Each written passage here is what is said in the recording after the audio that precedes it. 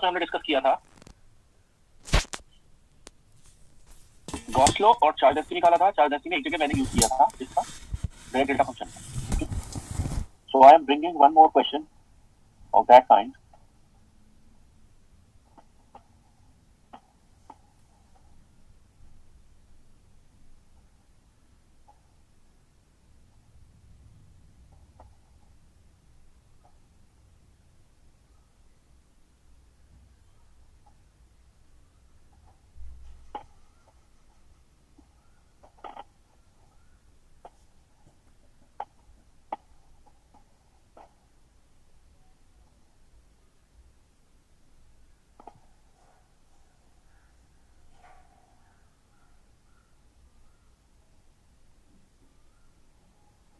Okay, this is a charge distribution given in the form of direct delta function. You can see that. ठीक है, तो आप देख सकते हैं it is 1D direct delta function or 3D? It is 1D direct delta function, one dimensional direct delta function.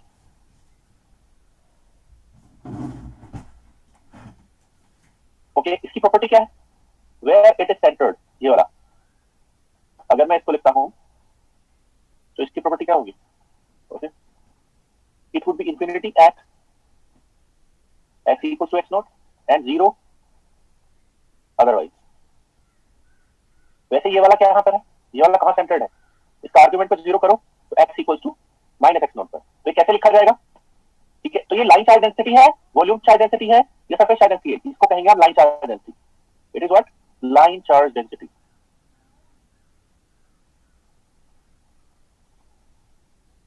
It is line charge density. ठीक है, तो कैसे दिखाएंगे चार्जेस को?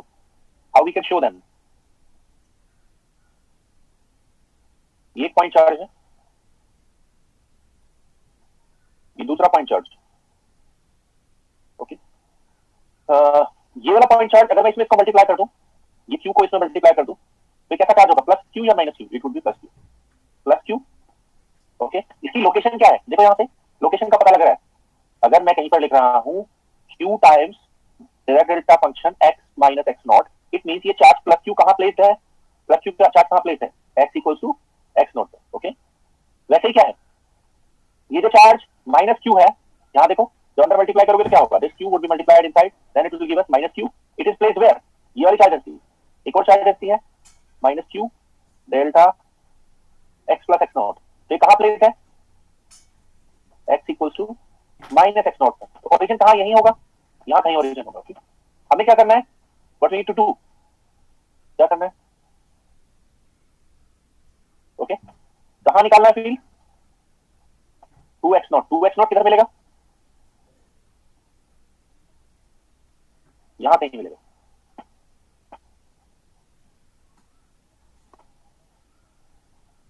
ये कौन सी डायरेक्शन है?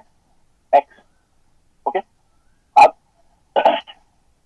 बताइए, आपको बताना electric field of this charge distribution. Point charge electric field आप जानते हैं, तो सबसे पहले हम डायरेक्शन को इंडिकेट करेंगे। ओके, ये जो प्लस क्यू चार्ज है ये वाला, इसका डायरेक्शन ऑफ इलेक्ट्रिक फील्ड क्या होगा? आप जानते हैं कि कोई पॉजिटिव चार्ज हो तो उसकी इलेक्ट्रिक फील्ड लाइन कैसी होती है? रेडियली आउटवर्ड लाइक दिस, ऐसे होती है। सो इस प्लस क्यू चार्ज का इलेक्ट्रिक फील्ड किधर होगा इस पॉइंट के लिए? प्लस एक्स में या माइनस एक्स में? It would B plus x. ये कौन सा फील्ड है? ई प्लस वाले चार्ज का। ओके, जबकि माइनस चार्ज है, माइनस चार्ज की इलेक्ट्रिक फील्ड लाइन कैसी होती है? इलेक्ट्रिक फील्ड की बात हो रही है, अगर माइनस क्यू चार्ज है आपके पास तो उसकी इलेक्ट्रिक फील्ड लाइन उसकी तरफ ही होगी, लाइक दिस। ओके, सो इस माइनस क्यू का इलेक्ट्रिक फील्ड किधर होगा? उसकी तरफ ही होगा। ये ई माइनस हो गया। Okay, everybody understood I think? तो क्या होगा? ये जो ई प्लस है वो कितना होगा? प्लस वाले चार्ज का फील्ड। ई प्लस वेक्टोरियल लिखना है, होगा q divided by 4 pi epsilon naught distance का square. What is the distance between them? Distance यहां देखिए, डिस्टेंस कितनी है ओरिजिन से? 2x0, और इसकी डिस्टेंस कितनी है ओरिजिन से? x0। तो कितनी डिस्टेंस नेट बचती है? x0 का square. In what direction it is pointing? It is pointing along plus x। Equation number 1 ये हो गया आपका ई प्लस वाले चार्ज का फील्ड। ई माइनस निकालो साइमल्टेनियसली। सो ये होगा क्यू डिवाइडेड बाय, अब यहां पर माइनस क्यू नहीं लिखना है, यहां पर सिर्फ मैग्नीट्यूड लिखना है। ओके, माइनस क्यू नहीं लिखना है, क्योंकि डायरेक्शन हमने इंक्लूड कर ली है। हमने माइनस मानते हुए डायरेक्शन ऑलरेडी इंडिकेट कर ली है। हमने डायरेक्शन कैसे लिखी है, ये वाली इस तरफ हमने ये मानकर लिखी है कि माइनस है चार्ज। ओके, तो एक और माइनस नहीं लगाना है एक्स्ट्रा। ओके, गलत हो जाएगा। q divided by 4 pi epsilon naught distance का square. What is the distance? यहां से यहां तक का डिस्टेंस कितना है, 2x नॉट, और यहां से पीछे का डिस्टेंस कितना है ये, ठीक है, तो कितना हो गया, टोटल हो गया 3x not whole square.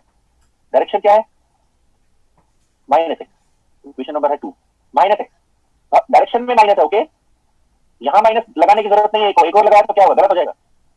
Okay, तो नेट इलेक्ट्रिसिटी कितना हो गया, ई नेट। ई नेट क्या होता है, E plus minus E minus, net electricity बताइएगा, E plus minus E minus. ये सही है क्या? No, it is not correct. हमेशा क्या होता है, vector sum, vector superposition, direction अपने आप ले लेगा बाद में, so it is vector superposition. तो कितना होगा, q divided by 4 pi epsilon naught x naught square plus x direction plus q divided by it is 9x not square along minus x। Okay, E net कितना हो जाएगा, q divided by 4 pi epsilon not,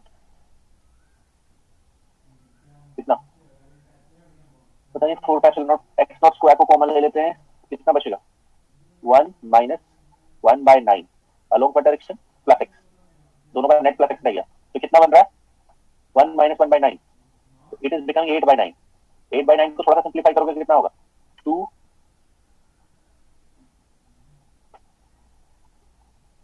ये answer आएगा 2q over 9 पाई epsilon naught x naught square, 2q over 9 पाई epsilon naught x naught square, ये answer चाहिए। Okay, तो ये आपको जब भी कोई आइडेंटिटी गिवन होगी डायरेक्ट डेल्टा फंक्शन की फॉर्म में, तो आपको समझना होगा क्या दे रखा है। ओके, तो अगर मैं कहीं ऐसे लिखता हूं, if I write it like this, q charge है, okay, and delta q r minus या r प्लस a दे रखा है, तो ये कहां है, इसका मतलब ये हुआ कि प्लस q चार्ज कहां प्लेस्ड है, इसका मतलब ये हुआ है plus q charge is placed at where, location क्या है उसकी, placed at vector r equals to minus a। Okay, तो ये इसका मतलब होता है, ठीक है, ये हो गया।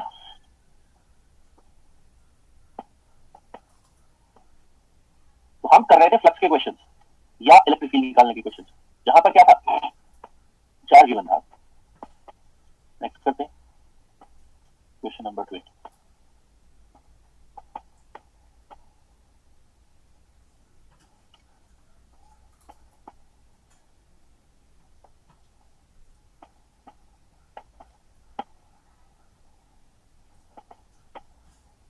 एंड इलेक्ट्रॉन फील्ड नहीं है, इलेक्ट्रिक फील्ड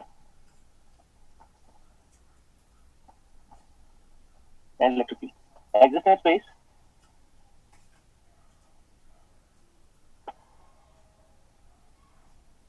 ओके, सो आप देख सकते हैं इलेक्ट्रिक फील्ड एग्जिस्ट करता है। What will be the total charge enclosed in a sphere of unit radius centred at origin. ये कह रहे हैं कोई स्फीयर अगर हम लें, if we take a sphere of unit radius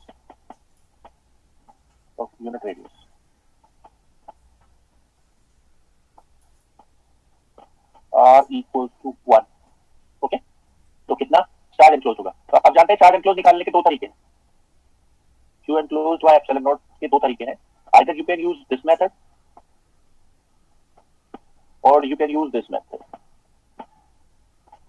depending on which one is easier to calculate or less time consume जो करेगा।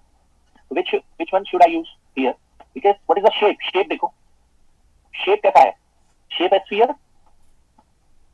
स्फीयर है तो क्या होगा, आप जानते हैं कंप्लीट स्फीयर में जो इलेक्ट्रिक फील्ड लाइन है वो कहां से एंटर या कहां से लीव कर सकती है, इलेक्ट्रिक फील्ड लाइन या तो यहां से लीव करेगी, कौन से सरफेस से लीव कर सकती है, कौन से सरफेस से एंटर, ओह स्फीयर खत्म हो गया,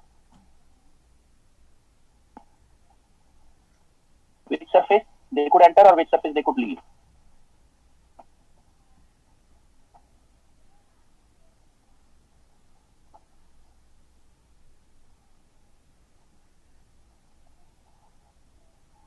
they could enter through this surface or they could leave through this surface, so which surface it is from they are leaving,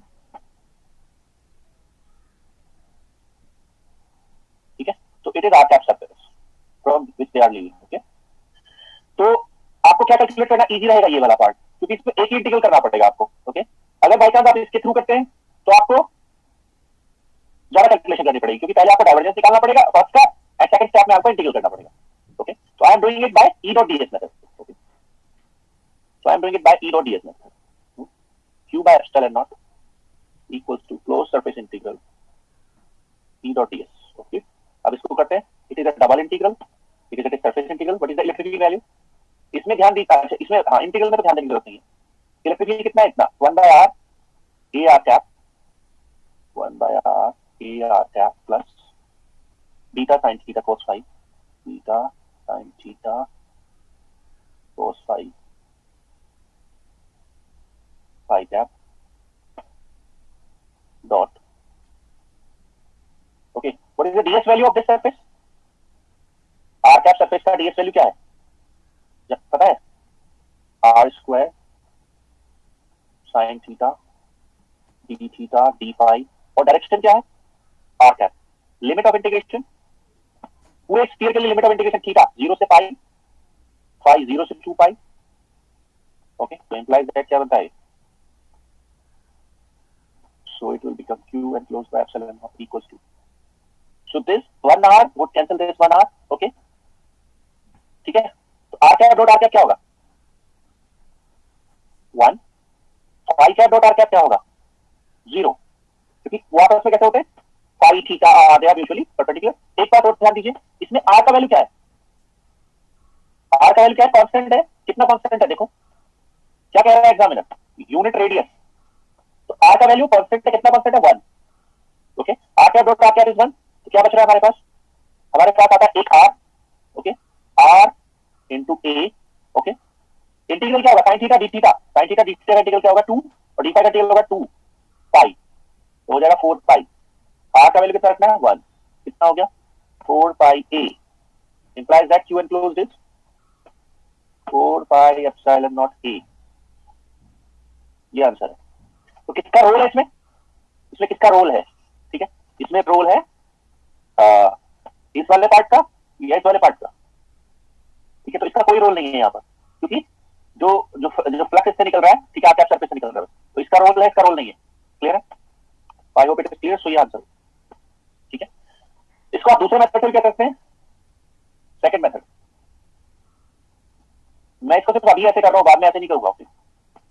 मैं चाहता हूँ कि चार्ज डेंसिटी का भी प्रैक्टिस हो आपको. सेकंड मेथड में क्या चाहिए? Divergence of V, divergence of electric field चाहिए. ओके, तो डाइवर्जेंस का फॉर्मूला क्या है? पहले ध्यान दीजिए, इलेक्ट्रिक फील्ड क्या है? Electric field is 1 by r. So there is no 1 by r, there is no form of. ठीक है, कौन सा फॉर्म नहीं है? एक फॉर्म मैंने बताया था ना, स्पेशल फॉर्म. कौन सा फॉर्म होता है? ये वाला. ये वाला यहाँ पर नहीं है. तो जब ये वाला फॉर्म नहीं है तो क्या आप मैथमेटिकल फॉर्मूला लगा सकते हैं जो मैंने बताया?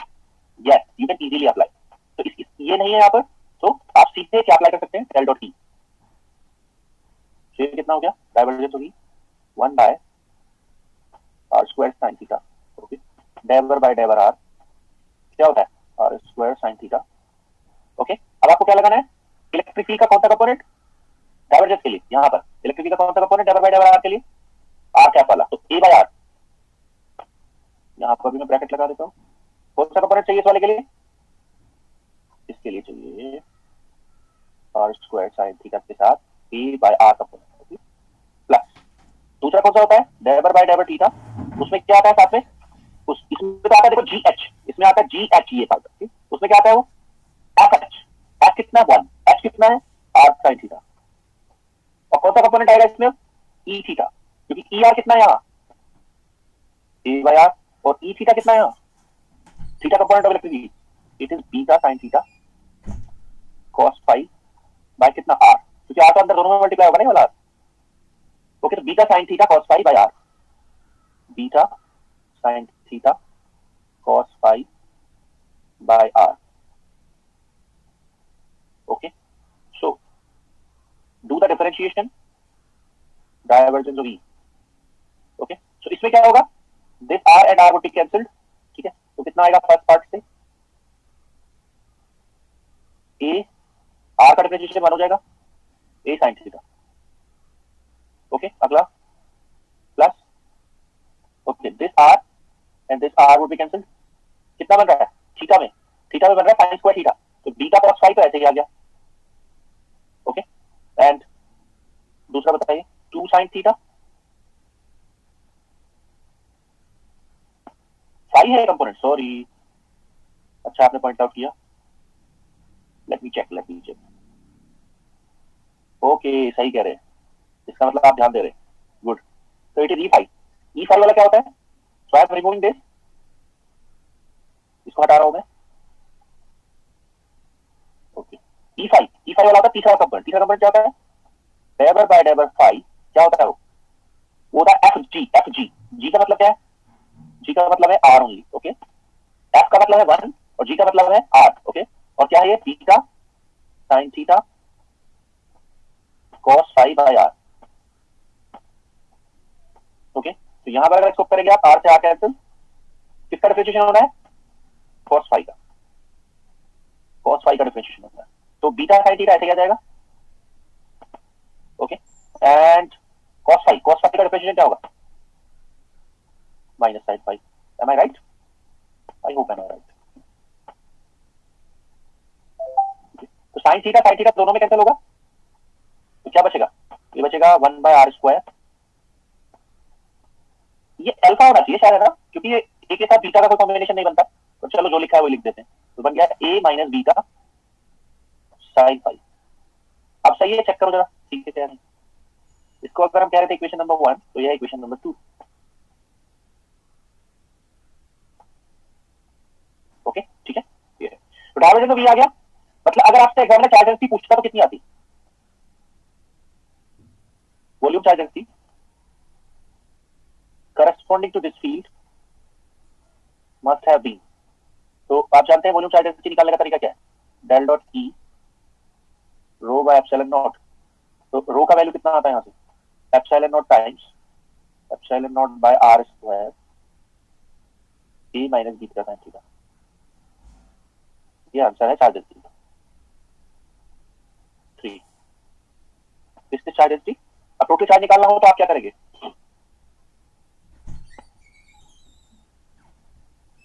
Total charge you will do the rho D tau integral. Okay, तो कितना होगा? It is a triple integral. इसको यहां लिखता हूं।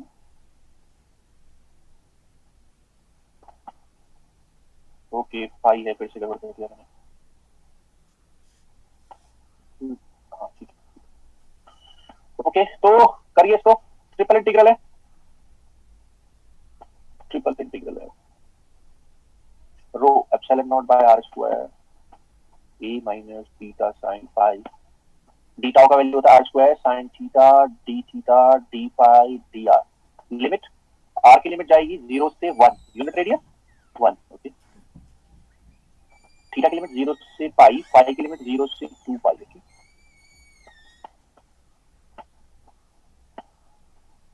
ओके, कितना हो गया देखो जरा। आर स्क्वायर से आर स्क्वायर कैंसिल हो गया, तो आर वाला इंटीग्रल कितना बन गया? आर वाला इंटीग्रल बन गया 1, मतलब मैंने एप्सिलॉन नॉट को ले लिया बाहर। ओके, और डी फाई, फाई वाला नहीं कर सकते आप, थीटा इसमें नहीं है कहीं और। साइन थीटा का इंटीग्रल कितना हो गया भाई? आर का इंटीग्रल हो गया, देखो ये आर का इंटीग्रल हो गया, आर 0 से 1। ओके, साइन थीटा का इंटीग्रल कितना हो गया? Integral of sine theta will be minus cos theta 0 से पाई। ओके, अब बचता है फाई का इंटीग्रल। ओके, फाई का इंटीग्रल देखिए क्या बनेगा। पहले कंपोनेंट में कोई फाई नहीं है तो वहां पर फाई। ओके, दूसरे में क्या है? A into phi, a into phi, then sine phi. Sine phi का होगा प्लस का कॉस फाई। लिमिट क्या होगी? 0 से 2 पाई।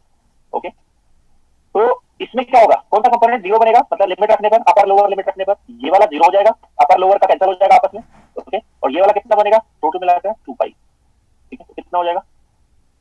ये वाले से क्या बनेगा इंटीग्रल? 2, तो कितना आ रहा है? ये वाला इंटीग्रल कितना बनेगा? 1। ओके, तो टोटल मिलाकर आ रहा है 4 पाई एप्सिलॉन नॉट इनटू ए। ये आ रहा है क्लोज। तो I think answer is matched. कोई से भी मेथड से कर लो, आंसर सेम आएगा। ठीक है, ये है। बट कौन सा मेथड इजी है तो इसलिए यूज कर रहे हो? तो फर्स्ट मेथड। ओके, और अगर हम क्यूब यूज करते हैं इसकी जगह, तो सेकंड मेथड ज्यादा इजी होता है। तो इट डिपेंड्स आप क्या यूज कर रहे हैं। अब मैं आगे से दोनों मेथड अप्लाई नहीं करूंगा, सिर्फ एक करूंगा।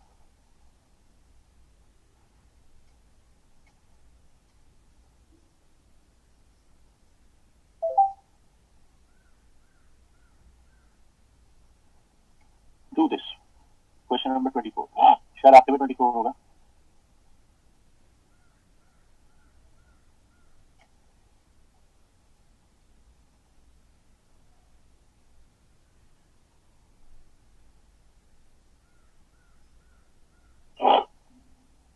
Charge density as a function of radial distance is given by this. ये चार्ज डेंसिटी दिया हुआ है, चार्ज नहीं दिया हुआ है, चार्ज डेंसिटी दिया हुआ है। ओके, ये चार्ज डेंसिटी कहां तक है? R less than capital R तक है एंड जीरो अदरवाइज है। यानी कि कैसे लिखेंगे इसको, इस रो को हम कैसे लिखेंगे? ओके, इस रो को हम लिखेंगे rho naught capital R square minus small r square by capital R square. It is up to where?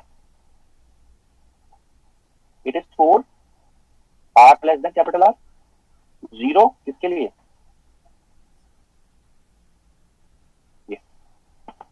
ये आपकी चार्ज डेंसिटी है। Electric flux through the surface of ellipsoid with axis 3r 4r 5r।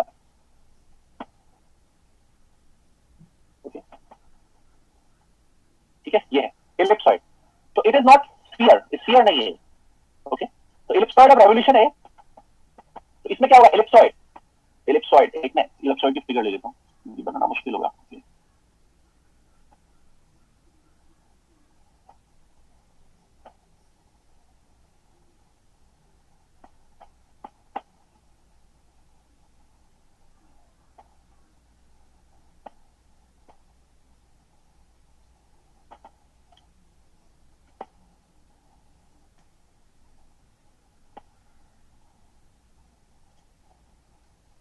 क्या क्या है? X छोटा है, x छोटा है, तो मैं क्या करता हूँ, इस वाले को ले लेता हूँ। एक्स के अलोंग कितना दिखा था?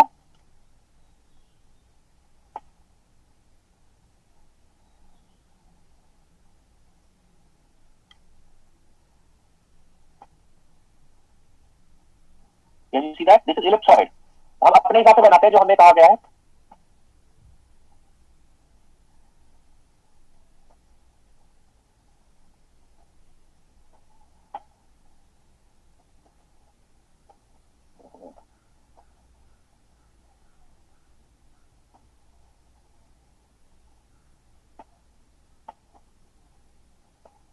So this is x, this is y, this is z. It is ellipsoid.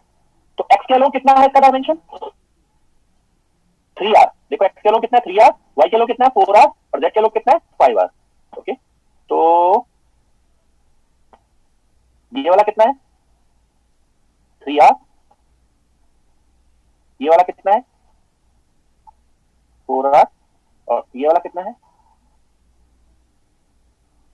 5r। Okay, ये समझ में आ गया फिगर?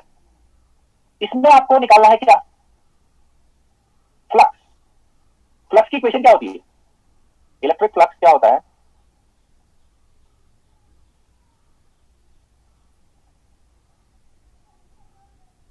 या तो ये होता है, ओके, या होता है Q enclosed by epsilon not. तो या तो ये इक्वेशन यूज करेंगे या ये इक्वेशन यूज करेंगे। ओके, तो आप जानते हैं flux is charge by epsilon not. जब चार्ज डेंसिटी ने रखा है, फील्ड थोड़ी ना रखा है। पिछले क्वेश्चन में क्या था? What is the difference in these questions? इसमें क्या गिवन था लास्ट क्वेश्चन? फील्ड। फील्ड से आपने एक तरीके से चार्ज निकाला है, फ्लक्स निकाला। यहाँ क्या गिवन है? Charge density. चार्ज डेंसिटी से क्या करोगे? पहले आप चार्ज निकालोगे ना, तो चार्ज एनक्लोज्ड का फॉर्मूला क्या बनेगा? Charge enclosed by ellipsoid will be volume integral rho D tau. Clear है?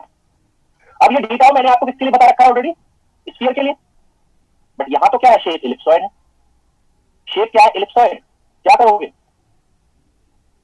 बताइए, क्या करोगे? जरा समझिए। अगर मैं एक क्यू चार्ज लेता हूं, if I take a Q charge, if I take a Q charge, चलो अगले पेज पर। Let's assume a Q charge, you take a sphere of radius r. You take a sphere of radius 2r. Okay, इसको मैं कह रहा हूं surface number 1, इसको मैं कह रहा हूं सरफेस नंबर 2. तो फ्लक्स कितना होगा 1 से, फ्लक्स कितना होगा 2 से. तो flux through surface 1 would be q by epsilon naught, through surface 2 would be 2q by epsilon naught. Is this correct or not? Is this correct or not? पहले कितने रेडियस का स्फीयर है, r का, दूसरा कितना है 2r का. Okay, आप 3r का भी ले सकते हैं, 4r का भी ले सकते हैं. तो फ्लक्स क्या होगा, फ्लक्स विल इंक्रीज और रिमेन सेम. बताइए फ्लक्स किसके ऊपर डिपेंड करता है, चार्ज एंड क्लोज के ऊपर. I have written it correct और not, I have written it wrong. क्या होगा दोनों में, फ्लक्स यही होगा. इसका मतलब क्या होगा, phi1 equals to phi2 होगा, फ्लक्स रिमेन सेम. तो अगर आपको इतनी बात समझ में आ गई मेरी, तो क्या आप इसको कर सकते हैं. ओके, आप जानते हैं इस पर डिपेंड करता है. आप देख रहे हैं चार्ज डेंसिटी कहां तक भरी हुई है, आप टू रेडियस कैपिटल आर ना. ठीक है, इसका मतलब चार्ज डेंसिटी जो है वो किसमें डिफाइंड है, स्फीयर के अंदर डिफाइंड है या इलिप्सॉइड के अंदर डिफाइंड है. चार्ज डेंसिटी का जो शेप होगा भरी हुई चार्ज डेंसिटी का, it would B of sphere और इलिप्सॉइड. स्फीयर कितनी रेडियस का स्फीयर, आर रेडियस का ना, आर रेडियस का स्फीयर. यानी कि आपको क्या करना होगा, इसके अंदर एक स्फीयर दिखा सकते हो आप चाहो तो, कितनी रेडियस का,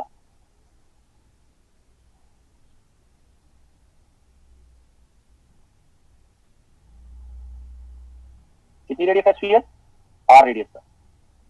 उस पर आप चार्ज निकाल दो चार्ज. तो क्या हो जाएगी इक्वेशन हमारी, Q enclosed would be volume integral rho D tau. Do it, करिए अपने आप. कितना होगा क्यू एनक्लोज्ड वुड बी, अब देखिए ध्यान दीजिए, अब मैं डी टाउ को छोटा करने जा रहा हूं. What was D tau of this, D tau कितना था, डी टाउ को छोटा कर लेते थे. बार बार इतना बड़ा नहीं लिखूंगा.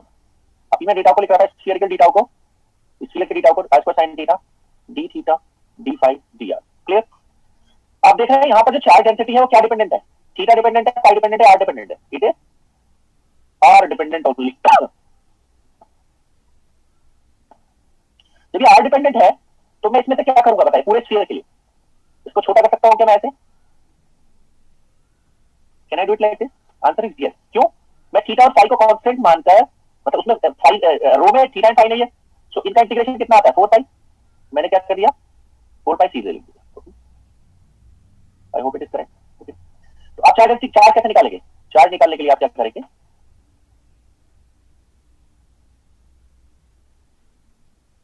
क्या करेंगे, क्यू एनक्लोज्ड चार्ज डेंसिटी कितना है 0 टू कहां तक, यहां नीचे करता हूं जगह में. Q enclosed 0 to capital R charge density is rho naught R square minus R square.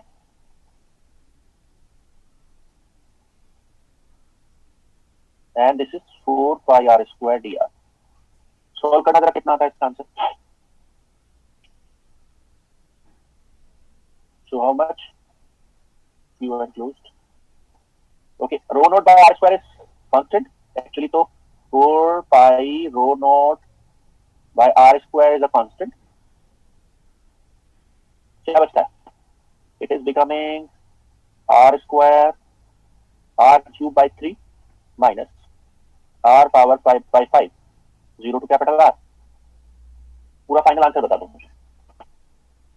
ये बन रहा है 1 by 3 minus 1 by 5, which होगा 52 8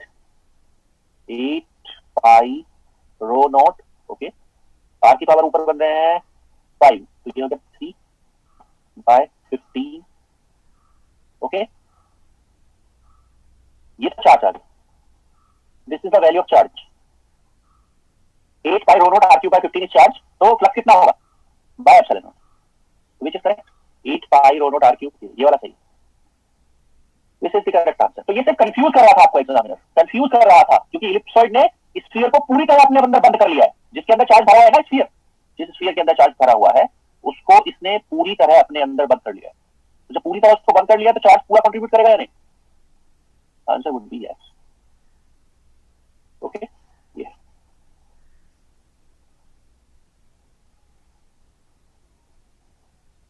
next same way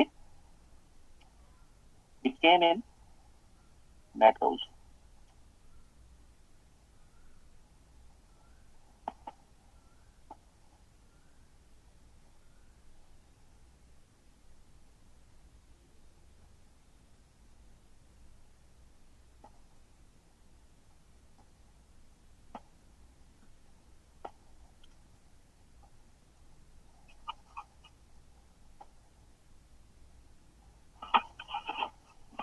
I think it is also same. देखो, in non-conducting thin ellipsoidal shell, okay, जिसका equation दिया हुआ है, ellipsoidal shell का इक्वेशन दिया हुआ है. What is this equation? This equation is given as, इसको मैं ऐसे लिख रहा हूँ, x square by a square plus y square by a by root 2 whole square, am I right? Plus z square by a by root 3 whole square equals to 1. अब बता सकते हैं ellipsoid कैसा है? Let me take this whole another. Oh, ये वाला ellipsoid मुझे लग रहा है z ये लोग कम. Wait a minute, just a minute.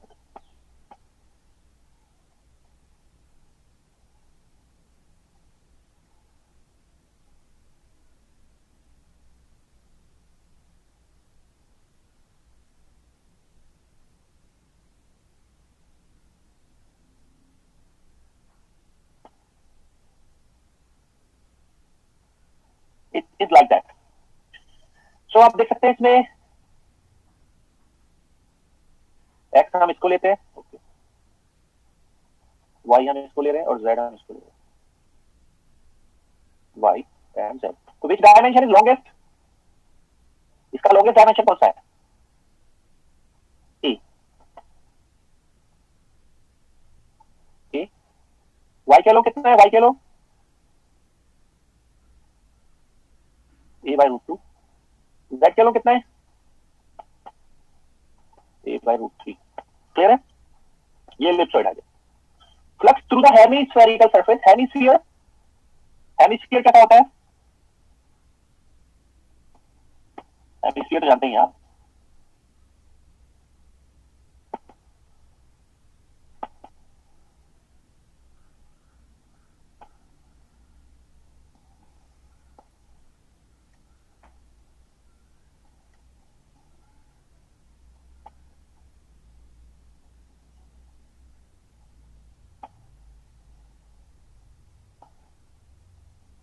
This is hemisphere.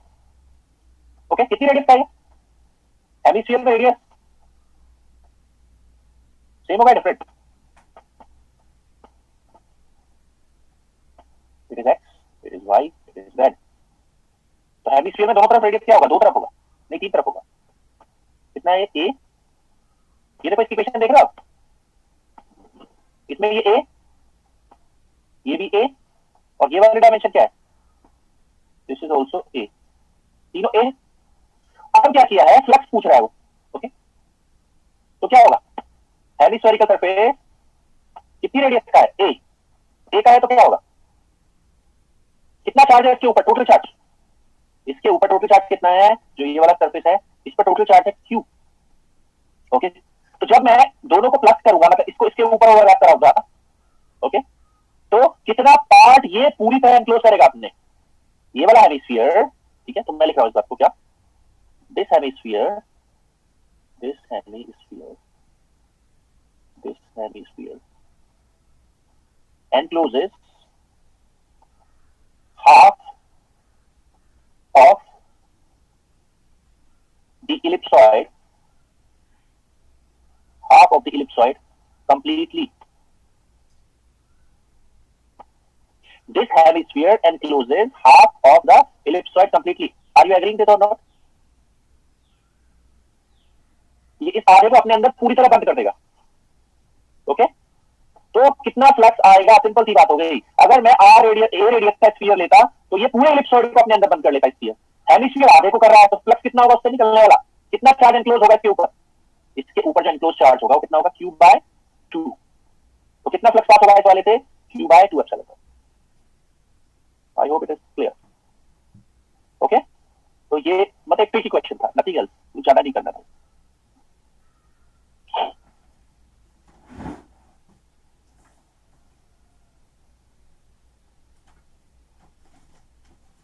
Twenty seven हम कर चुके हैं, शायद 28 भी कर चुके हैं, 29.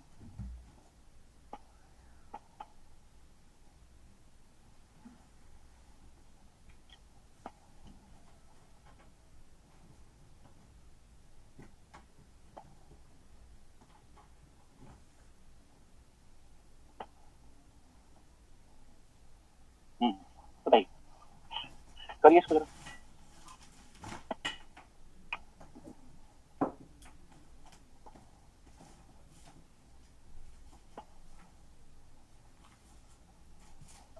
So electric field is given as this. तो आप क्या करना चाहेंगे? Which method you want to use? Alpha 1 minus E R by R, R cap over R square.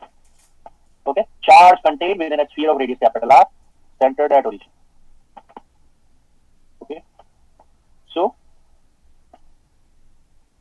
charge enclosed. Sphere की बात हो रही है ना, स्फीयर में कौन सा मेथड यूज करना ज्यादा यूजफुल होता है? E dot ds method use करना ज्यादा यूजफुल है.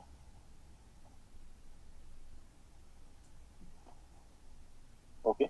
So we'll use double integral alpha 1 minus E power minus R by R, R cap over R square dot ds R square sin theta. वैसे तो मैं 4 पाई R square भी use कर सकता हूँ, क्योंकि यहाँ पर क्या नहीं है,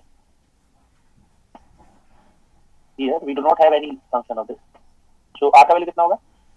R का वैल्यू कितना कांस्टेंट रखना है? R is constant over capital R. Limit क्या होगी इंटीग्रेशन की? 0 से पाई, पूरा स्फीयर है, 0 से 2 pi pi. Okay, so this R square and R square would be cancelled. बाकी जो बचा हुआ R है उसकी जगह क्या लिखना है? Q enclosed by epsilon naught. Okay, तो sin theta d theta d phi की जगह क्या आ गया? 4 pi alpha. Okay, R cap dot R cap square. तो क्या बनता है? 1 माइनस R की जगह रखने के क्या आएगा? E inverse. ओके, तो चार्ज कितना आना चाहिए? 4 pi epsilon not alpha 1 minus 1 by E. This would be our answer. ये सही है. बट आप देख रहे हो इसमें तो कोई भी आंसर सही नहीं है. There is no answer which is correct. तो जब ये क्वेश्चन आया था तो सारे आंसर गलत थे उस बार. ओके, सही आंसर ये है. तो कोई भी आंसर मैच नहीं कर रहा है, फिर भी आप करना चाहें तो एग्जाम में बैठे मान लिया आप, तो कौन सा करके आएंगे? ओके, आप देख सकते हैं यहाँ पर क्या है, what is the answer? 4 pi epsilon not alpha. Okay, एक ही में मुझे दिख रहा है ये. ओके, और 1 बाई ई भी नीचे आ रहा है, तो मैं इसको सेलेक्ट करूंगा एग्जाम में बैठे हुए अगर. बट ये सही नहीं है. ओके, समझ लीजिए, मैं पहले क्लियर कर रहा हूँ, सही नहीं, सही आंसर तो ये है. ओके, बट इसको आप सेलेक्ट कर सकते हैं अगर आप एग्जामिनेशन हॉल में बैठे हैं तो. Sometimes it happens.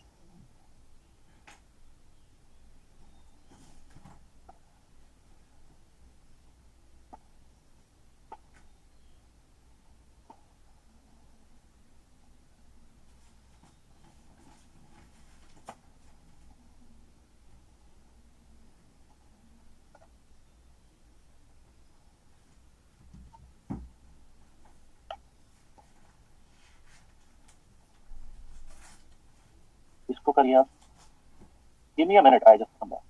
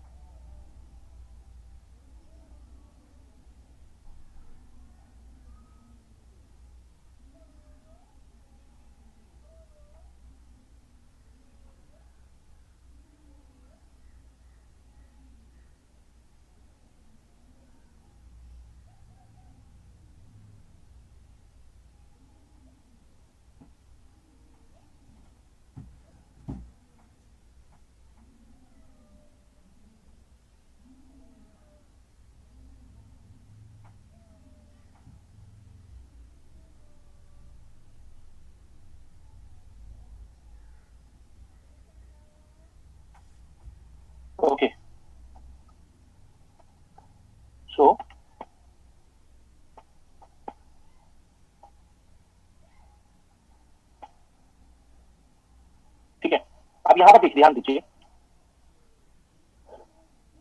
फ्लक्स का मतलब क्या होता है? फ्लक्स का मतलब होता है नंबर ऑफ, क्योंकि मैं कौन सी फ्लक्स की बात कर रहा हूं? Electric flux, which I am talking about electric flux. So electric flux is number of electric field lines. Flux मतलब number of electric field lines. Okay. So what you can see that कि electric field lines are entering from the base and leaving from this curved surface. Entering from the base and leaving from the curved surface. Okay. यहां पर क्या है? Electric field is constant. Constant का वैसे तो मतलब time के साथ होता है, ठीक है, मतलब ऐसे कहीं कहीं लिखते हैं एग्जामिनर के इलेक्ट्रिक फील्ड क्या हो? कांस्टेंट हो. इसका मतलब हम क्या मानकर चलेंगे? स्पेस कोऑर्डिनेट के भी साथ कांस्टेंट और टाइम कोऑर्डिनेट के से भी साथ कांस्टेंट. तो it is constant with both the coordinates, space as well as time. ठीक है, ये मानकर हम चलते हैं. तो अगर कांस्टेंट है या यूनिफॉर्म है, तो इलेक्ट्रिक फील्ड अगर यूनिफॉर्म है, if electric field is uniform, then electric flux, ये बात याद रखनी है आपको, electric flux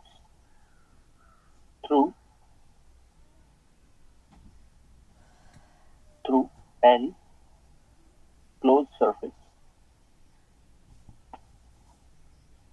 is zero. Electric flux through any closed surface is zero. ठीक है, तो यहां पर क्या है? आप कोई सिलेंडर रख दो, आप कोई स्फीयर रख दो. मान लिया स्फीयर पूरा होता तो क्या होता? मान लिया स्फीयर है, ओके, एंड आप इसको इलेक्ट्रिक फील्ड में रख रहे हो. इलेक्ट्रिक फील्ड इस तरफ डायरेक्टेड है.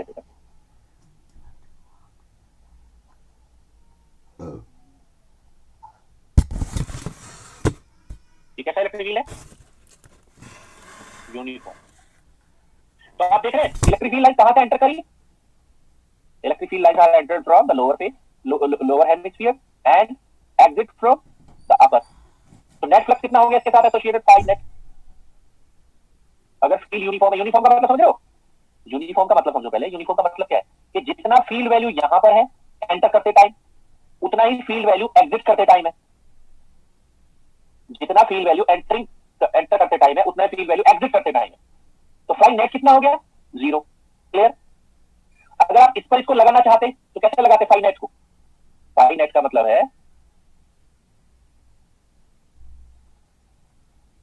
ओके, तो फाई नेट क्या होता? फाई नेट होता फाई लोअर. फाई नेट क्या होता? Phi lower hemisphere plus phi upper hemisphere. होता है नहीं? तो नीचे वाले से क्या आता? फ्लक्स नेगेटिव या पॉजिटिव? एंटी फ्लक्स नेगेटिव होता है ना, और लीविंग फ्लक्स क्या होता है? पॉजिटिव. तो ऊपर वाले से पॉजिटिव आता, ये हो जाता. क्लियर? तो ये बात ध्यान रखिएगा. If you place a close surface in a uniform electric field, then net flux क्या होगा?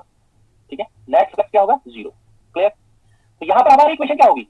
जैसे मैंने यहां पर इक्वेशन आपको सजेस्ट की, जैसे यहां की इक्वेशन सजेस्ट की ना मैंने आपको, यहां की इक्वेशन क्या होगी? यहां की इक्वेशन होगी phi net equals to phi disc. नीचे वाला सरफेस कौन सा सरफेस है? What is this surface called? This surface is called as disk, okay, whereas this surface is called as curved. ऊपर वाला सरफेस क्या है? कर्व्ड. और नीचे वाला सरफेस क्या है? डिस्क. तो किस किसका सम होगा ये? Phi disc plus phi curved. Okay, अब ये बताओ जरा इस इक्वेशन में फाई नेट कितना है? फाई नेट के बारे में पता है आपको या नहीं? फाई नेट के बारे में तो पता है ना आपको? कितना है phi net? Phi net is zero. It means किससे निकालने के लिए बोल रहा है एग्जामिनर आपको? कह रहा है कर्व से निकाल के बताओ. तो फाई कर्व कितना होगा? Minus phi disc. Phi curve is minus phi disc. ये इक्वेशन समझ में आ रही है नहीं? ठीक है, किसी भी क्लोज सरफेस को यूनिफॉर्म फील्ड में रखोगे तो नेट फ्लक्स जीरो होगा. और आप देख लो किसके बीच में फ्लक्स का टोटल एंट्रिंग और लीविंग कहां से है? तो phi disc plus phi curve है. ओके, तो फाई कर्व निकालने के लिए कह रहा है एग्जामिनर, तो phi curve is equal to minus phi disc. हो गया इतना? अभी बताओ डिस्क सरफेस से फ्लक्स को निकालना इजी है या कर्व से? आई थिंक डिस्क से. फाई डिस्क निकालना इजी है. कैसे निकालोगे? देखो फाई डिस्क, वाई डिस्क क्या होगा, फील्ड रखा है ना ई डॉट डी एस, क्लोज लगाओ या नहीं, should I put close here और नॉट, आंसर इज नो। पूरे हेमिस्फीयर के लिए लगाओगे तो क्या होगा, पूरे हेमिस्फीयर के लिए लगाओगे तो लगेगा क्लोज, अकेले डिस्क के लिए नहीं लगेगा। ओके, अब एक काम करते हैं, ये वाला डिस्क मैं अलग से बना देता हूं, यहां पर ये वाला डिस्क मैं अलग से बना रहा हूं, ये ओके, ये डिस्क है हमारा। मान लेते हैं ये वाली डायरेक्शन क्या है, जिधर फील्ड लग रहा है, जिधर फील्ड है ना उस डायरेक्शन को हम अज्यूम कर लेते हैं z। तो हमारा फील्ड किधर लगा हुआ है, field is along upward direction, field is along upward direction, field ऊपर लगा हुआ है। okay? इसका नॉर्मल, क्योंकि क्लोज सरफेस का पार्ट है, ये डिस्क किसका पार्ट है, क्लोज सरफेस का, इसका नॉर्मल किधर होगा, डिस्क का normal n cap of disc downward या upward, outward normal of the disc would be downward और upward, it would be downward. Disc का एन कैप किधर है, डाउनवर्ड डायरेक्शन में, इसका एन कैप किधर है, downward direction, N cap disc is downward, मतलब माइनस जेड या plus Z, minus Z. I hope you understand this. Okay, कितना होगा E dot D S, E uniform है चूंकि, बस किस डायरेक्शन में देखते हैं, surface integral E is along Z cap dot DS, DS is along minus Z cap. अब चूंकि ई यूनिफॉर्म है, यूनिफॉर्म है तो बाहर आ सकता है या नहीं, इंटीग्रल से, आंसर इज यस, तो ये हमने इंटीग्रल से बाहर ले लिया। Okay, z dot minus z would give you minus, और एरिया कितना होगा डिस्क का, what is the radius of the disc, what is the radius of the hemisphere, r, तो कितना हुआ पाई r स्क्वायर। तो एक इक्वेशन तो मेरा 1 था ये, दूसरा इक्वेशन मेरा आया ये, it is understood to you और नॉट। जो डिस्क है उससे उससे जो फ्लक्स है, ओके कितना पास हो रहा है, minus E into pi are square. Minus क्यों है, नेगेटिव का मतलब क्या है, इट इज एंटरिंग फ्लक्स और लीविंग फ्लक्स, माइनस का मतलब है इट इज एंटरिंग फ्लक्स। अगर यहीं पर फ्लक्स का माइनस साइन माइनस आ रहा है तो it means it is what, this flux is entering flux, entering flux. Okay, ये अब ये बताओ तो फाई कर्व कितना होगा, बात सिंपल है, व्हाट इज फाई कर्व, कितना हो गया, प्लस ई इंटू पाई ई स्क्वायर, इक्वेशन नंबर 3। ये कौन सा फ्लक्स है, इट इज लीविंग फ्लक्स। देख रहे थे आप इस इक्वेशन से, इक्वेशन 1 से माइनस साइन लगेगा बस, तो कौन सा ऑप्शन सही है, which option is correct, B, B option is correct. I hope it is clear to you. तो जब भी क्लोज सरफेस होगा, ठीक है, तो इसमें आप देखेंगे कि जो गिवन फील्ड है वो यूनिफॉर्म है या नहीं, अगर यूनिफॉर्म है तो क्या होगा, पाई नेट कितना होगा, 0। तो जितना एंटरिंग होगा उतना लीविंग होगा। एंटर कहां से कर रहा है, डिस्क से, तो डिस्क से निकालना इजी है, क्यों क्यों कैलकुलेशन इजी है डिस्क से, क्योंकि वो फ्लैट सरफेस है, कर्व सरफेस से हमेशा दिक्कत होती है, थोड़ा सा कैलकुलेट करना पड़ता है। Okay, I hope it is clear.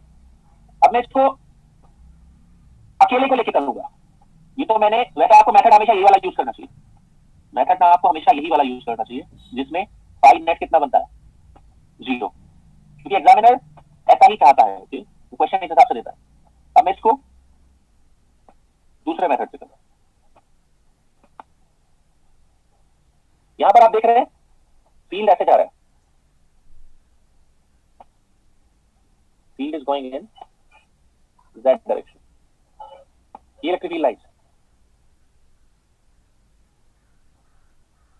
ये फील्ड दिखाया हुआ है, E is along z cap direction. इसका r क्या किधर होगा, मैं कर्व की बात कर रहा हूं, फ्लक्स में कर्व से अकेले निकाल रहा हूं, मैं डिस्क का यूज नहीं कर रहा हूं, I am not using this, second method है।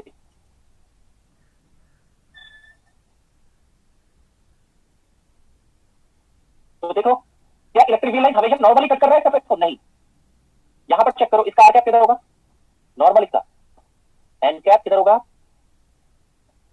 r कैप कर्व वाले का, ये एंगल कितना है, थीटा।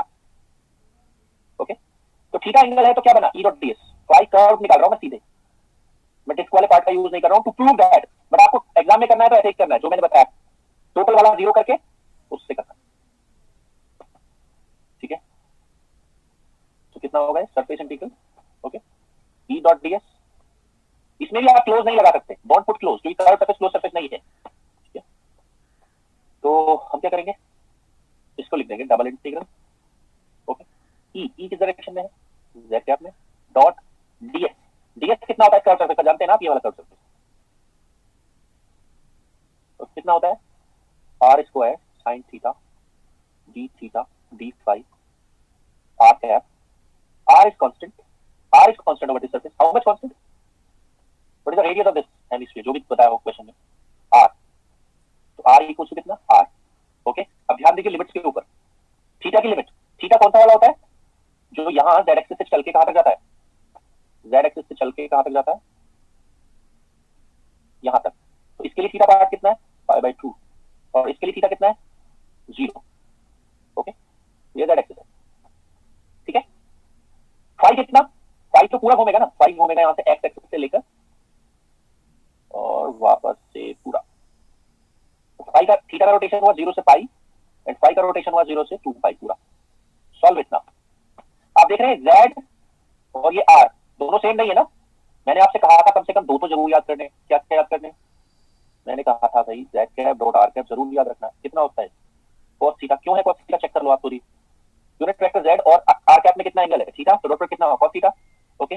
तो कांस्टेंट क्या क्या है यहाँ पर देखो ई, और इस आर स्क्वायर की जगह क्या बन जाएगा कैपिटल आर स्क्वायर, ये कांस्टेंट बाहर आ गया, फाई का इंटीग्रल फाई 0 से 2 पाई, थीटा का इंटीग्रल, ओहो ये गड़बड़ कर दिया मैंने, देखो यहाँ पर क्या लिखा जाना चाहिए, थीटा का इंटीग्रल कहां से कहां तक जाएगा, पूरा स्फीयर थोड़ी ना है, π/2 तक, देखो ना हेमिस्फीयर है, तो ये लिमिट क्या रहेगी, अपर लिमिट थीटा की π/2 रहेगी, क्या बनेगा यहाँ पर cos theta sin theta d theta, okay, तो बाहर बन रहा है 2 पाई ई आर स्क्वायर, इसको सॉल्व करना है आपको, इस इंटीग्रल को, ओके। तो cos theta sin theta d theta, तो आप क्या कर सकते हैं cos थीटा sin थीटा को आप लिख सकते हैं इसको 1/2 sin 2 theta, okay. sin 2 theta का इंटीग्रल कितना आता है, ये 1/2 ले लो बाहर, 1/2 लिया मैंने बाहर, ओके। sin 2 थीटा का इंटीग्रल बनेगा माइनस का cos 2 थीटा और डिवाइडेड बाय 2 भी आएगा, ये देखो ये वाला 1/2 अलग है, ये वाला 1/2 तो मैंने यहाँ लिख दिया है, okay.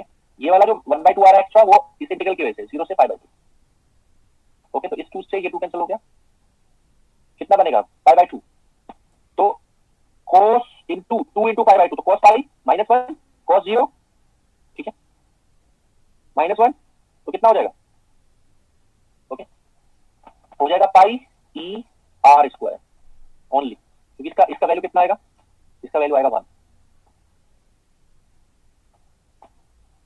Okay okay, I hope it is okay, but ये तो मैंने आपको करके दिखाया था ऐसे होगा, ओके, क्योंकि कुछ लोग सोच रहे होंगे कि हेमिस्फीयर का एरिया कितना है, कुछ लोग सोच रहे होंगे हेमिस्फीयर का एरिया कितना है 2 पाई आर स्क्वायर, और उसमें सीधे इलेक्ट्रिक फील्ड मल्टीप्लाई कर दो तो आंसर आ जाएगा प्लस का, ऐसा नहीं है, ओके। हेमिस्फीयर का एरिया 2 पाई आर स्क्वायर होता तो है कर्व सरफेस का, बट उसमें आप सीधे इलेक्ट्रिक फील्ड मल्टीप्लाई नहीं कर सकते, क्यों, क्योंकि इलेक्ट्रिक फील्ड एंड उसका नॉर्मल वेक्टर जो है वो सेम डायरेक्शन में नहीं है, इसलिए, ओके। तो ये बट आपको मैं चाहता हूं कि अगर कभी भी यूनिफॉर्म इलेक्ट्रिक फील्ड आता है, कांस्टेंट इलेक्ट्रिक फील्ड आता है, तो आप इस इक्वेशन का यूज करें, phi net equals to 0 close surface के लिए, तो उससे हो जाएगा आपका। सिमिलरली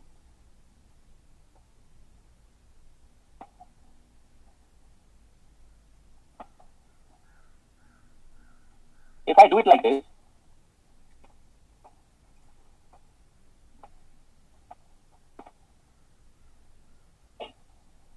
अब मैंने इसको टिल्ट कर दिया बस,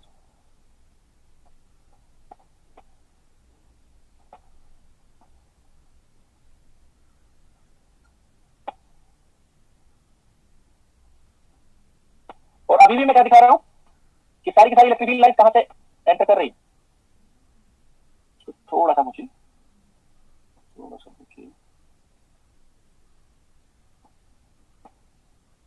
अभी भी मैं क्या शो कर रहा हूं, इलेक्ट्रिक फील्ड लाइन कहां से एंटर कर रही है सारी की सारी, अभी भी डिस्क सरफेस, ओके। और मैंने इसको कितना घुमाया है मैं दिखा देता हूं, ये जो इसकी बेस लाइन है, बेसल लाइन, ओके, यहां से मैंने इसको घुमाया है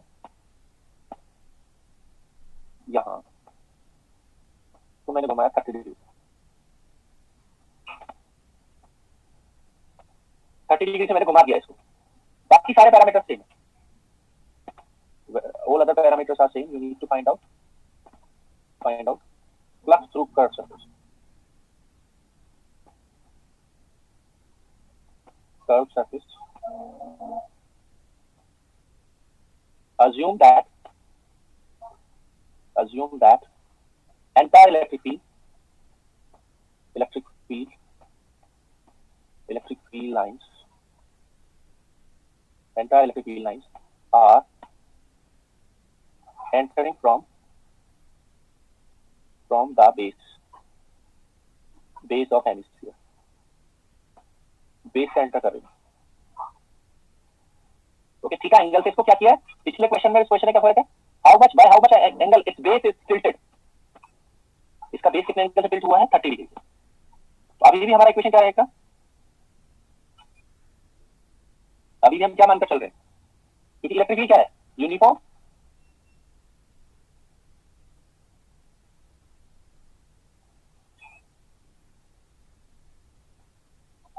if electric field is uniform है, जो फ्लक्स होगा बाय नेट वो कितना होगा? Phi disc plus phi curve. Sorry, phi disc plus phi curve. Still कितना होगा? 0. कैसे भी रख लो इसको, आप किधर भी घुमाकर रख लो, ये नेट 0 ही आएगा.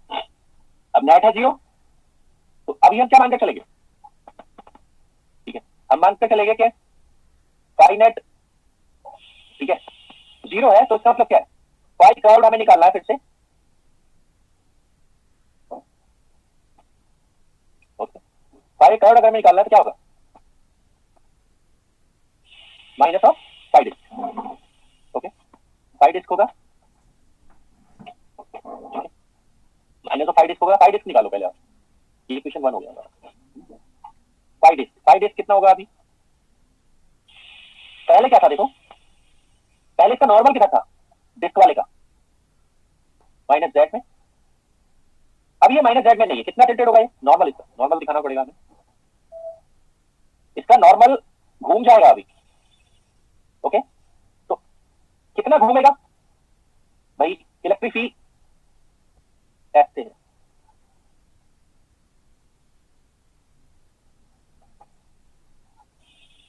ओके, तो कितना एंगल घूमेगा यहाँ पे? By the same angle it will tilt. जितना बेस से घूमेगा नॉर्मल, उतना ही घूमेगा इसका. N cap of disc, N cap of disc will rotate by 30 degree. Okay, तो अब बता सकते हैं एंगल कितना बचा इन दोनों के बीच में? ये वाला एंगल कितना है? ये वाला एंगल है 150 डिग्री. किसके बीच का एंगल है? तो अगर मैं ये लिखता हूं, पाई डिस्क लिखता हूं, अगर मैं सरफेस इंटीग्रल ई डॉट डी एस, और मैं इसको cos थीटा की टर्म्स में लिखने की कोशिश करता हूं. ई इज यूनिफॉर्म, या पहले ऐसे कर लो इसको, E D S cos theta कर दिया मैंने. सपोज मैं क्या मानकर चल रहा हूं कि इसके एरिया वेक्टर में, इसके नॉर्मल में और इलेक्ट्रिक फील्ड में कितना एंगल है? थीटा. ओके, तो कितना हो जाएगा? इलेक्ट्रिक फील्ड को लो बाहर. ओके, कितना हो जाएगा? सरफेस इंटीग्रल इलेक्ट्रिक फील्ड क्योंकि यूनिफॉर्म है इसलिए surface integral DS cos theta. कितना cos थीटा बोलो? कितना? 150 ना. देखो ना कैसे इलेक्ट्रिक फील्ड क्या है? इलेक्ट्रिक फील्ड ऐसे है और नॉर्मल ऐसे है. कितना एंगल बन रहा है दोनों के बीच में? 150 डिग्री. cos 150 कितना होता है बताइए? 90 प्लस 60 होता है. माइनस साइन 60 होगा या नहीं? ओके, साइन 60 कितना होता है? √3/2. ओके, और एरिया ऑफ द डिस्क कितना है? Area of the disc is pi are square. DS का वैल्यू कितना है? पाई आर स्क्वायर. ओके, तो कितना हो गया phi disc? E into pi are square. कितना फैक्टर एक्स्ट्रा आया? √3/2. कौन सा साइन है? माइनस. फाई डिस्क क्या इक्वेशन हो गई? Equation number 2. Phi curve plus उतना ही plus √3/2 E pi are square. I hope you understood it. ये क्या मानते हुए हमने जो किया है? कि जो सारा का सारा फ्लक्स है वो कहां से एंटर कर रहा है, या इलेक्ट्रिकल लाइन कहां से एंटर कर रही है? They are entering from this. Okay, ये हो गया।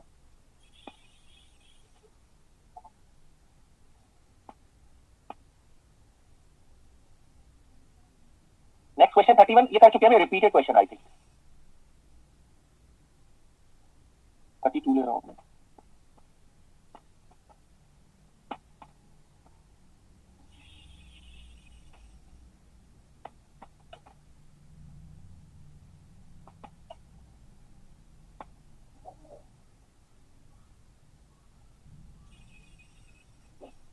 सिलिंड्रिकल, एक सिलेंडर है, सिलेंडर, ओके, और radius R with right side, the cylinder of radius r with the right side cut at angle 30, मतलब एक सिलेंडर था उसको ऐसे कट कर दिया, तिरछा कट लगाया उसका, okay. as shown in the figure below, it casts in a uniform electric field E with its axis along direction of electric field. Total electric flux linked with the entire cylinder is phi total पूछ रहे हैं। Uniform electric field है, बोलिए कितना होगा phi total uniform electric field में किसी close surface को रख रहे हैं? क्लोज सरफेस है या नहीं है? It is a close surface. कितना होगा phi टोटल? 0 होगा या नहीं? Entire cylinder. बट अगर मैं कहता हूं कि ये वाला surface electric field line are entering from where? This surface and leaving from where? Surface number 2। तो मैं phi टोटल को क्या लिखता हूं? phi 1 प्लस phi 2, और जो कि क्या है? 0 है। वैसे हमें phi टोटल ही बताना था इस क्वेश्चन में, बट मैं अगर आपसे phi 2 पूछता हूं, मान लीजिए कटा हुआ सरफेस जो है, ये वाला सरफेस जो तिरछा कटा हुआ है सरफेस, मैं आपसे पूछता हूं phi 2 कितना है, तो phi 2 कितना होगा? Minus of phi 1। phi 2 will be minus of phi 1। कितना होगा ये तो 0 हो गया, ठीक है। phi 1 कितना होगा अलग से निकाल लेगा हम। इसका नॉर्मल किधर माना जाएगा? इसका नॉर्मल किधर माना जाएगा? अगर हम इसका नॉर्मल लगाए तो इसका नॉर्मल इधर माना जाएगा n1 कैप, ओके। तो जो फ्लक्स आएगा phi 1 वो नेगेटिव आएगा पॉजिटिव? अगर इसका रेडियस है r, ओके, तो कितना माना जाएगा? E into pi are square, बस माइनस साइन के साथ।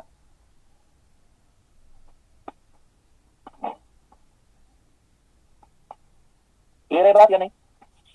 तो phi 2 कितना होगा जब तिरछा सरफेस कटा हुआ है, ठीक है, उससे कितना फ्लक्स पास होगा? कितना फ्लक्स पास होगा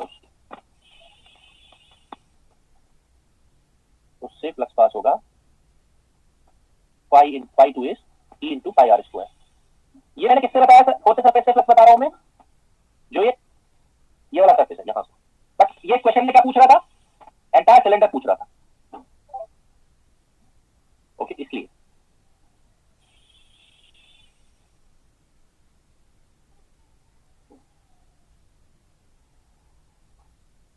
आई होप इट इज क्लियर।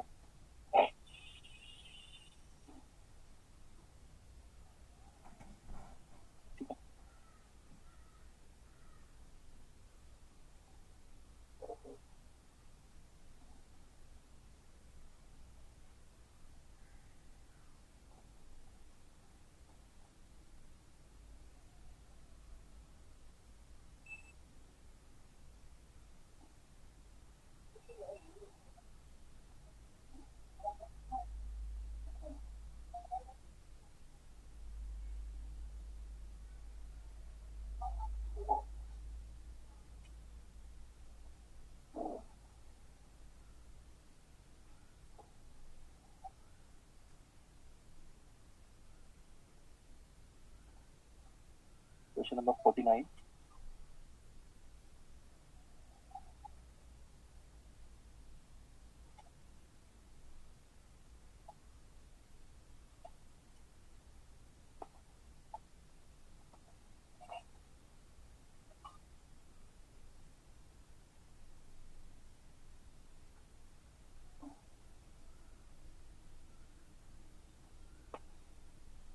निकलिए।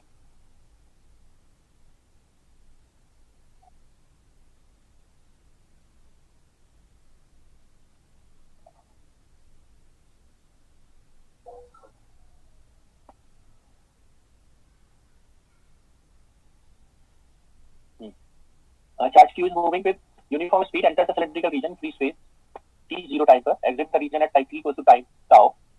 Okay, which of the following best describe the time dependence of total electric flux?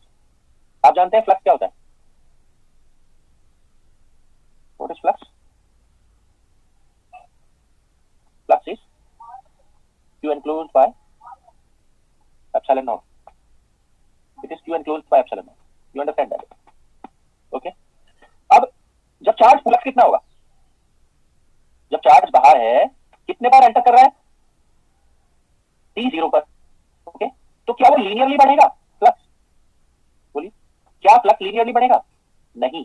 As soon as charge enters the cylinder क्या होगा? ठीक है, वो बढ़कर कितना हो जाएगा? बोलिए, बढ़कर कांस्टेंट हो जाएगा, लीनियरली बढ़ेगा? पहले देखो, लीनियरली बढ़ेगा? नहीं, ये तो दोनों बिल्कुल गलत है. कितना हो जाएगा बढ़कर? एकदम से बढ़कर कितना हो जाएगा? जैसे ही टाइम t0 होगा इट विल इंक्रीज टू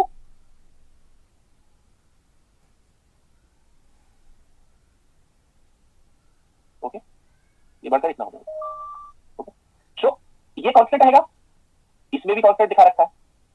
तो ए या डी में कौन होगा? वो फिर एक्सपोनेंशियली घटेगा या एकदम से घटेगा टाइम t0 पर? जैसे ही चार्ज बाहर निकलेगा, बाहर कब निकल रहा है? It is leaving the sphere when t is tau. Okay, ये है. तो कब लीव करेगा? ठीक है, तो जैसे वो लीव करेगा एक्सपोनेंशियली घटेगा फ्लक्स? नहीं. कैसे घटेगा? एकदम से घट करके जीरो हो जाएगा. तो चार्ज अंदर है तो flux q by epsilon naught है, और चार्ज बाहर हो गया तो फ्लक्स जीरो हो गया. ओके, तो which option would be correct? This would be correct. Okay, तो ये है किसी क्लोज सरफेस से पास होने वाला फ्लक्स की इक्वेशन. ये हो गया. ठीक है, तो आज इतना रखते हैं. अपने डाउट बताइए, मैं आपको अनम्यूट कर रहा हूँ. आज इतना पढ़ा. Excuse me sir. सर जैसे सर ये वाला क्वेश्चन है सर जो कि आपने फोर्टलैंड कराया सर, इसमें यूनिफॉर्म स्पीड नहीं भी होती सर तो भी तो यही आंसर आता. क्या होता? अगर यूनिफॉर्म स्पीड ना भी होती सर तो भी तो यही आंसर आएगा. हाँ, आंसर तो वही आएगा, बट एक्चुअली और दिक्कतें आनी शुरू हो जाती है फिर अगर यूनिफॉर्म स्पीड ना हो तो. फिर रेडिएशन वाले फील्ड्स भी आने लगते हैं. That is why. Okay sir, फिर वो डिस्टेंस डिपेंडेंट हो जाएंगे. डिस्टेंस डिपेंडेंट भी होते हैं, और दूसरा क्या होता है ना कि टाइम डिपेंडेंसी से कॉम्प्लेक्सिटी अराइज होने लगती है. मतलब उसमें क्या होता है कि जो रेडिएशन वाले फील्ड है, ठीक है, वो मतलब ऐसे बिहेव नहीं करता. मतलब ये वाला जो फ्लक्स है ना, ये वाला जो फ्लक्स है, ओके, ये कौन सा वाला फ्लक्स है? ये इलेक्ट्रोस्टैटिक वाला फ्लक्स है. ये कौन सा फ्लक्स है? इलेक्ट्रोडायनेमिक्स वाला नहीं है, ये इलेक्ट्रोस्टैटिक वाला फ्लक्स है. लेकिन सर फिर नेट चार्ज एनक्लोज तो उतना ही रहेगा ना सर, फिर लेकिन तो फिर वो चेंज नहीं. फ्लक्स जो है ना और कहीं से भी आता है. ओके, फ्लक्स ना इलेक्ट्रिक फील्ड भी कई तरह के होते हैं. देखो, इलेक्ट्रिक फील्ड एक तो आता है जो चार्ज की वजह से आता है. इलेक्ट्रिक फील्ड एक और आता है टाइम डिपेंडेंट मैग्नेटिक फील्ड की वजह से. ओके, तो वो वाला फील्ड भी फिर कंट्रीब्यूट करना शुरू कर देगा. ओके, ठीक है. सर मूविंग चार्ज जो होता है उसमें सर ये वो मैग्नेटिक फील्ड जनरेट करने लगता है ना. जब चार्ज मूव करता है तो मैग्नेटिक फील्ड जनरेट होने लगती है ना सर. तो अगर स्पीड सर यूनिफॉर्म नहीं होगी तो फिर सर मैग्नेटिक फील्ड भी वेरी करेगी. तो इस वजह से सर यूनिफॉर्म लेना जरूरी है. उस मैग्नेटिक फील्ड की वजह से भी एक इलेक्ट्रिक फील्ड आएगा, एडिशनल पार्ट आ जाएगा. ये इसीलिए सर. सर एक मिनट, क्वेश्चन नंबर 30 दिखा दीजिए. सर एक बार ये 49 पे डाउट है बस छोटा सा, कि सर आपने बोला कि ये मतलब कि एक्सपोनेंशियली नहीं होगा और एकदम से होगा. सर इसका रीजन दोबारा बता दो, क्यों होगा? बताइए, ये क्या बोलते हैं? क्या बोलते हैं? चार्ज एनक्लोज या चार्ज कौन सा बोलते हैं? Charge enclose. This is enclose charge ना. ओके, तो चार्ज एनक्लोज होगा तो फ्लक्स होगा, चार्ज एनक्लोज नहीं होगा तो फ्लक्स नहीं होगा. अच्छा, तब जीरो हो जाएगा. ठीक है सर. हाँ. Sir question number 30. सर यही वाला. सर इस स्लाइड में ना मुझे एंगल नहीं समझ में आ रहा. ये 30 डिग्री जो है सर, ये जो साइड में ग्रीन वाला लिया है ना, ग्रीनिंग वाला जो है सर. हाँ. Sir next slide. नेक्स्ट ये सर इससे नेक्स्ट जो खुद से बताई थी ना प्रॉब्लम, घुमा दिया था इस पे. हाँ जी सर, नेक्स्ट है जो ये वाला सर. हाँ. सर एक बार इसका एंगल बता दीजिए. ये जो है, ये बेस लाइन जो है, बेस लाइन, ये बेस लाइन इसकी आती ना, ये बेस लाइन है ना. जी सर. हाँ जी. इससे कितना कितना घुमाया हुआ दिखाया है? ये 30 डिग्री. 30. तो इसका नॉर्मल कितना होगा? ये चला जाएगा. ओके, तो जब मैं बेस लाइन से इसको घुमाऊंगा तो नॉर्मल कितना घूमेगा इस वर्टिकल लाइन से? बोलो. ये भी 30. सेम एंगल घूमेगा? नहीं. Yes sir. तो ये 30 एंगल घूम गया. सर ये नॉर्मली दिखाया हुआ है कि नॉर्मल भी 30 डिग्री घूम गया. हाँ, वो चिपका हुआ है ना उससे. It is attached to it. ठीक है. सर क्वेश्चन 32 में पूछना था सर, जैसे हम लोगों ने हेमिस्फीयर में 30 डिग्रीज को घुमा दिया तो हमारी जो आई है फ्लक्स आया है सर डिस्क का सर थोड़ा चेंज हुआ है, तो सर जब 32 में सर हम जब आउट गोइंग है हमारा फ्लक्स लीव कर रहा है तो सर वहां पर भी कुछ एंगल पे कटा है, तो सर लीविंग सरफेस पे कोई फर्क नहीं पड़ता है एंगल जब हमारे किसी बेस पे कट जाते हैं सर? क्या हो जाता है समझा नहीं मैं। 32 सर आपने जो आपने कराया है सर उसमें लीविंग सरफेस हमारी कटी है किसी एंगल पे, जैसे 32 हाँ 30 हाँ हाँ हाँ हाँ सर हाँ। लीविंग का कोई फर्क नहीं पड़ता है एंगल के लिए? नहीं नहीं नहीं भाई, एंट्री जितना जितनी आप फील्ड लाइन की टर्म्स में समझो ना, आप सरफेस देखो ही मत भाई, एक तरफ से जितनी फील्ड लाइन एंटर करेगी उतनी लीव करेगी दूसरी तरफ से। Okay sir, thank you sir. हाँ सर ये एन कैप की डायरेक्शन कैसे ले रहे हैं, मुझे ये नहीं समझ आ रहा। एन कैप क्या कह रहे हैं? एन कैप कैसे ले रहे हैं सर हम? आउटवर्ड नॉर्मल, आप यहाँ खड़े हुए हैं, इसका आउटवर्ड नॉर्मल लेना है आपको, बाहर जाना है सरफेस से, कैसे जाओगे, किधर चलोगे उसके लिए बताओ? इस सरफेस पर खड़े होकर आपको सरफेस से बाहर जाना है, शेप से बाहर जाना है, किधर चलोगे? ऐसे चलोगे या ऐसे चलोगे? आउटवर्ड ठीक है सर, समझ आ गया। ये आ गया आउटवर्ड। इस सरफेस का आउटवर्ड किधर होगा? इस सरफेस का नॉर्मल किधर होगा? इस वाले का ई की डायरेक्शन में होगा ना? ऐसे होगा ना इसका नॉर्मल, तो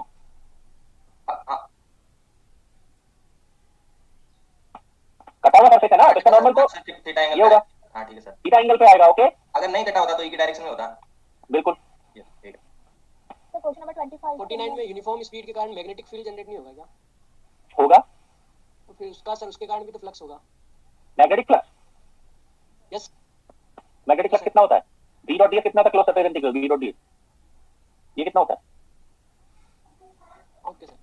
हाँ तो सर फिर यही क्वेश्चन मतलब मैं पूछ रहा था सर कि मतलब जब एक्सेलरेटेड चार्ज होगा तो प्रॉब्लम आएगा ना सर फिर? हाँ हाँ वही तो मैं कह रहा हूँ। हाँ सर, मतलब यूनिफॉर्म स्पीड पे तो सर सब मतलब सेम हो जाएगा ना, मतलब हाँ जैसे इसमें यूनिफॉर्म यूनिफॉर्म स्पीड के लिए v डॉट ds 0 हो गया, v डॉट ds 0 हो गया, साथ ही साथ इस b ने कोई e जनरेट नहीं किया। Yes sir. हाँ ये जी जी सर। हाँ बताओ पर बोलो। सर एक क्वेश्चन ये है कि जैसे कर्व सरफेस है जो, हाँ हाँ जैसे 49 क्वेश्चन है उसमें कर्व सरफेस से यदि पूछेगा फ्लक्स तब क्या करेंगे उसमें? आ गया। मैंने कहा ना इसमें बहुत कॉम्प्लेक्सिटी आ जाएगी, इसीलिए मैं बार बार बोल रहा हूँ आपको, ये तो मैं प्रूफ करके दिखाया आपको यहाँ पर कि ऐसा होगा, बट इस तरह के क्वेश्चन सॉल्व कैसे करने हैं? इसी मेथड से सॉल्व करने हैं। ओके करने इसी मेथड से। मतलब हमें 49 क्वेश्चन सर फर्स्ट मेथड से करने हैं सेकंड मेथड से करने हैं, ज्यादा बेटर कौन सा हमारे लिए? मैंने बोला कि जब कोई यूनिफॉर्म इलेक्ट्रिक फील्ड होगा, क्लोज सरफेस होगा, तो इस मेथड से करना है, बाई नेट जीरो करके। सर क्वेश्चन नंबर 25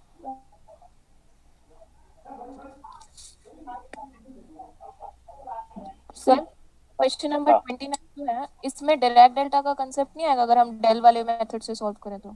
कौन से वाले में? 29 भाई डायरेक्ट डेल्टा फंक्शन डाइवर्जेंस में लगता है या इंटीग्रल फॉर्म में लगता है? डाइवर्जेंस तो मैंने लिया ही नहीं, मैंने डाइवर्जेंस मान लिया है।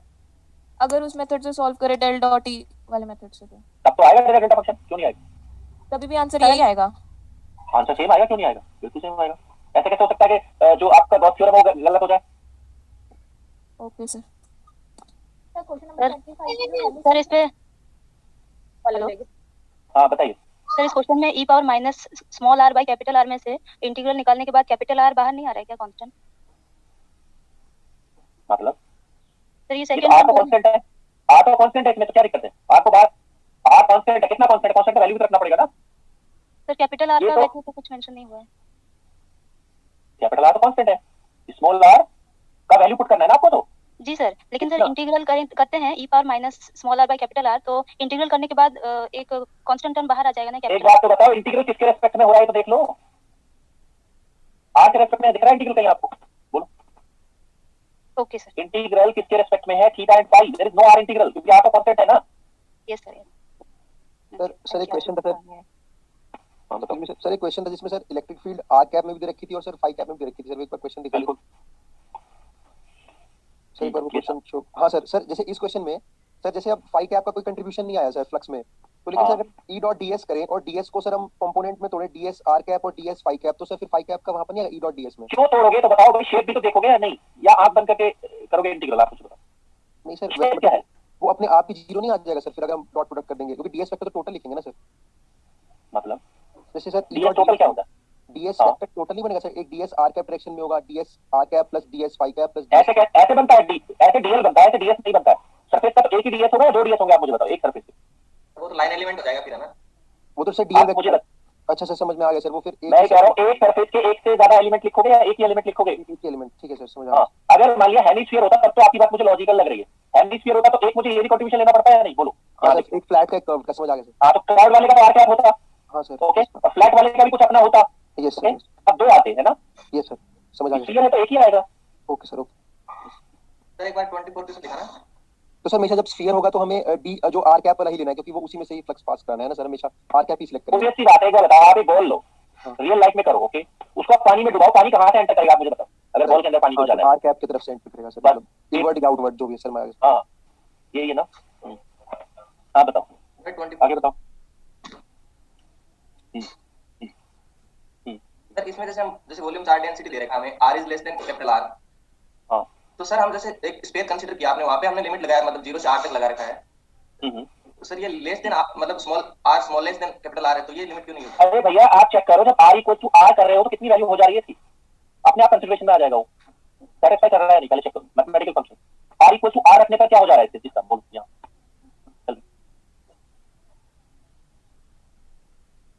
बताइए भाई, कहाँ पे? r equal to capital R रखने पर इसका वैल्यू कितना हो गया? चल 0 हो रहा है सर। 0, तो ये सही है या नहीं? फंक्शन सेटिस्फाई कर रहा है नहीं कर रहा है? कर रहा है ना। ओके, तो इसीलिए क्या होगा? अरे भाई लिमिट अपने आप उसका वैल्यू ले लेगा ना, ये तो फंक्शन है जिसका आप इंटीग्रेट कर रहे हो, ओके, वो r equal to capital R पर जाकर 0 वैल्यू ले लेगा अपने आप, ओके। हाँ सर। तो इसलिए जो है ना, आप बात समझिए, लिमिट की जो इंटीग्रल होगी, जब आप स्फीयर पर कोई स्फीयर लेते हैं, हाँ सर सर समझ गया, हाँ इंटीग्रेशन में बाद में अपने आप वैल्यू ले लेगा आते हैं, ठीक है ना, तो अपने आप हो जाएगा वो। क्वेश्चन नंबर 25 में जो हेमिस्फीयर इलेक्ट्रोड को हाफ मतलब कंप्लीटली कवर करता है सर, वो नहीं समझ आया। क्या कह रहे हैं? कौन से 25 में 24? 5 हाँ, क्या समझ रहे हैं बताओ?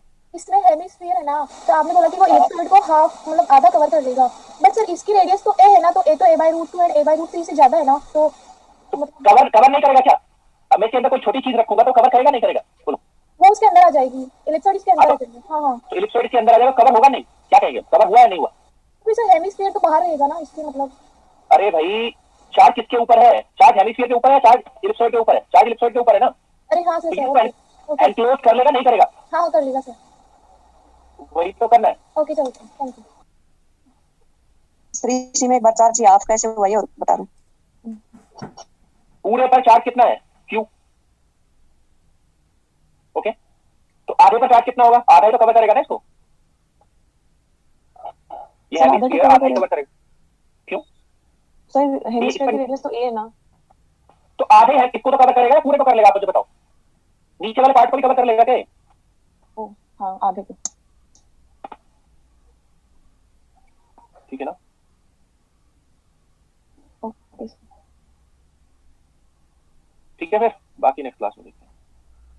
हेलो सर, सॉलिड स्टेट का कुछ पूछना है। बताओ। सर उसमें जो टेस्ट दिया था ना, उसमें वो 13 नंबर क्वेश्चन था जिसमें HC1 और HC2 दे रखा है और कोहेरेंस लेंथ याद करनी है, तो वो कैसे करेंगे?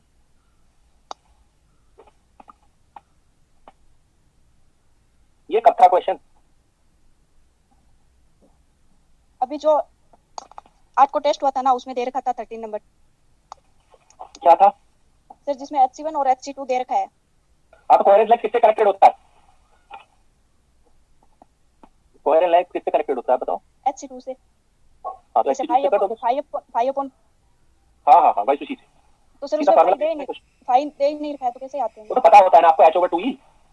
ठीक है सर, वो भी तो याद करना होता है, h/2e। ठीक है सर, हो जाएगा। चलो फिर ठीक है, बाकी नेक्स्ट क्लास में। पेपर डिस्कशन रहेगा क्या? हाँ, पेपर का डिस्कशन। हाँ करेंगे। Okay sir.